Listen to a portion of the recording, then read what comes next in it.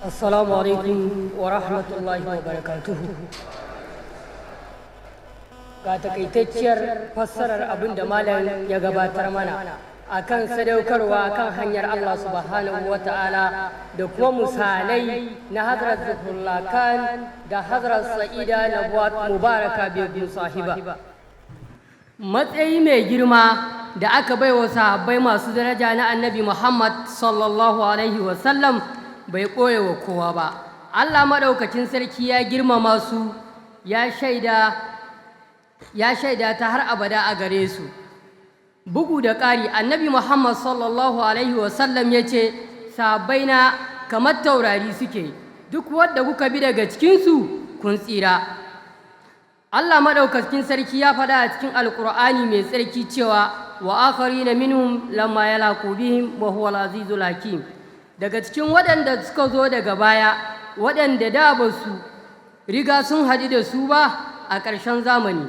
Wannan yana nufin dukkan manyan masana tafsiri sun rubuta a cikin bayanin ayar suratul Juma'a da aka karanta a baya cewa wannan ƙungiya ta ƙarshe da ke cikin wannan al'umma, wato ita ce al'ummar Imam Mahdi alayhi salatu wassalam, za a tashe su ne akan misalin sahabban Annabi Muhammad sallallahu alaihi wasallam. A yau zan yi magana ne game da mutane biyu cikin tsarkakakkun bayin Allah subhanahu wa ta'ala, wadda shine Hazrat Zafarullah da kuma Hazrat Syeda Nawab Mubaarakah Begum Sahiba. An haifi Hazrat Zafarullah a ranar 6 ga watan biyu shekara ta 1893 a Daska, Siyalkot. Ya gama Siul Ma'ud da Imam Mahdi alaihi salatu wassalam a ranar 3 ga watan Satumba na shekara ta 1904 a Lahore. Ya ziyarci Qadian a lokacin farko a watan Satumba shekara ta 1905. Shi da kansa ya yi mubai'a ga Imam Mahdi alaihi salatu wassalam a ranar 16 ga watan Satumba na shekara ta 1907.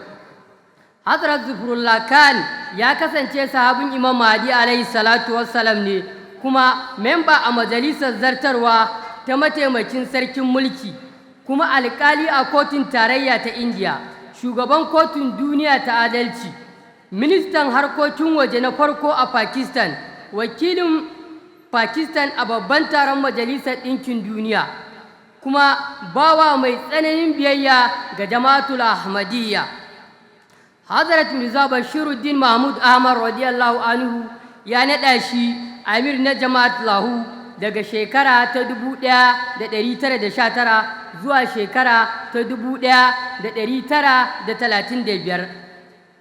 A majlis mushawarat ta shekara ta 1924 an ba shi gagarumar daraja ta yi wa Hazrat Masihul Ma'ud hidima a matsayin sakatarensa, kuma an sake ba shi wannan dama mai albarka sau 17 a wasu lokuta daban-daban.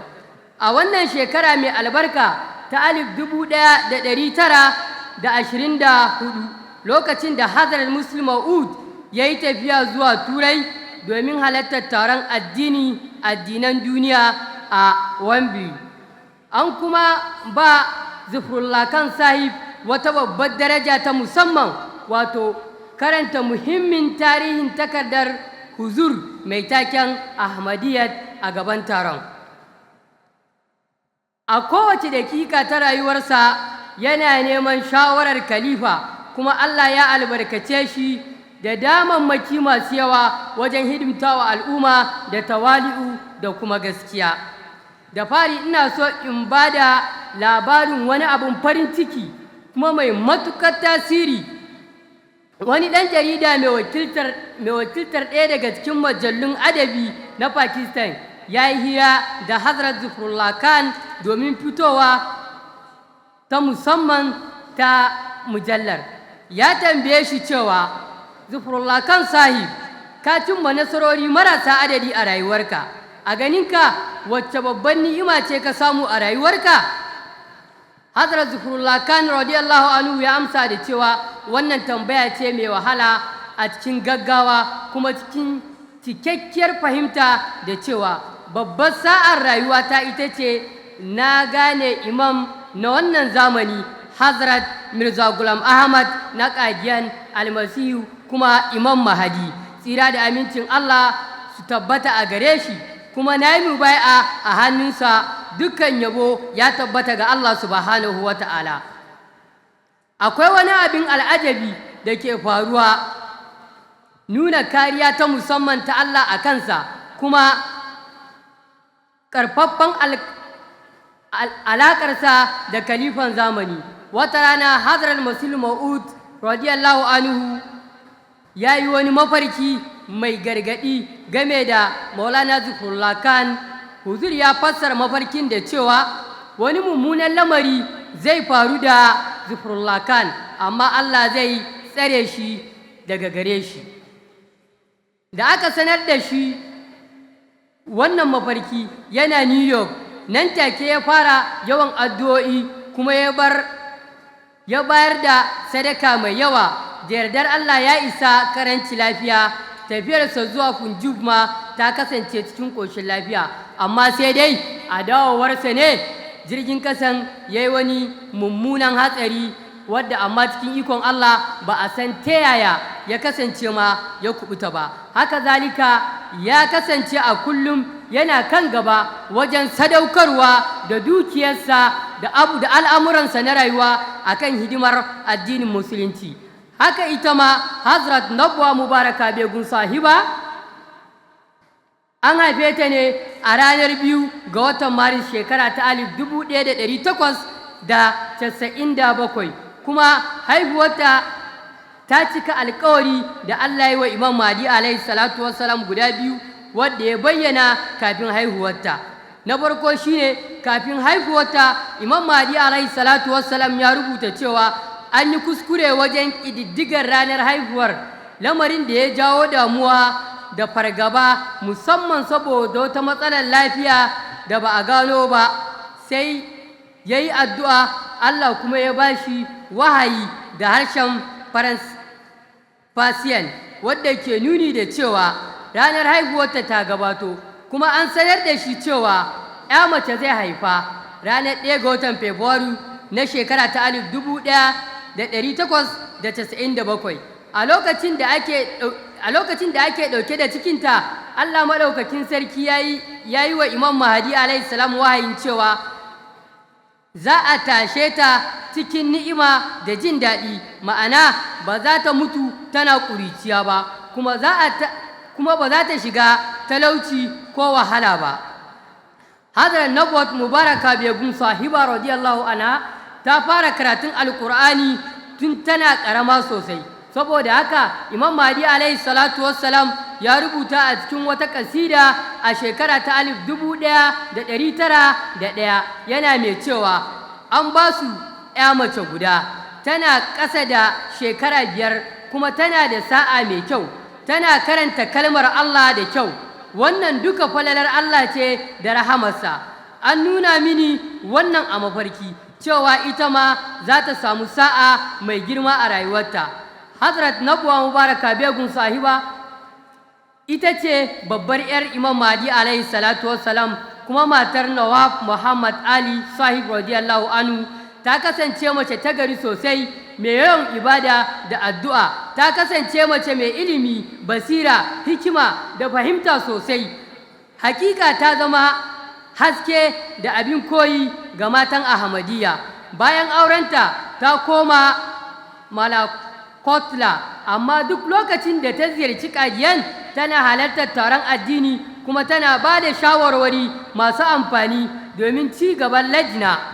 Daga baya ta koma zama a Qadian gaba ɗaya, inda ta sadaukar da rayuwarta wajen hidima ga addinin Allah subhanahu wa ta'ala. An rubuta sunanta a matsayin ta biyu cikin sunayen 'yan ƙungiya 14 na farko na lajna Ima'illah. Sa'id Amatu Hayi Sahiba radiyallahu anha, wadda ita ce sakatariya ta farko ta lajna ima'illa tana yawan neman shawararta. Bayan rabuwar ƙasar India ta zama shugaban lajna ima'illa lahu daga shekara ta 1958 zuwa shekara ta 1968. A lokacin shugabancinta an tsara lajna lahu zuwa ƙungiyoyi majlis. A lokutan jalsa talana taron shekara-shekara da taruka a jami'a Nusrat da makarantun Nusrat Girls High School tana gabatar da jawabai masu armashi kan batun zikirul habibi, tunawa da Imam Mahdi alaihi salatu wassalam da sauran batutuwa masu amfani. Ga sashen Khidmat Kalat na lahu ta bayar da shawarwari masu muhimmanci. Ta kasance mace mai hazaƙar rubutu da adabi. Ta yi amfani da wannan baiwar nata wajen hidimar jama'a. Rubuce-rubucenta da waƙoƙinta suna nuna zurfin iliminta na addini da na duniya tare da fahimtar da halin mata. Ta girmama sosai wakfi zindigi. Idan wata mace ta sanar da ita cewa ta sadaukar da rayuwar ɗanta domin addini, tana matuƙar farin ciki, har ma tana ƙarfafa sauran mata su ma su sadaukar da 'ya'yansu ko da guda ɗaya ne kawai suke da shi, ko da guda ɗaya ne suke da shi. A wani muhimmin lokaci a tarihin jama'a, lokacin da mutuwar ɗan uwanta maƙaunacinta Hazrat Muslim Maud ke gabatowa, ta umarci 'ya'yanta da su yi addu'a sosai. Wannan lokacin ta rubuta saƙo ga jama'a wacce aka karanta a cikin masallaci a bainar jama'a. A takaice saƙon tana neman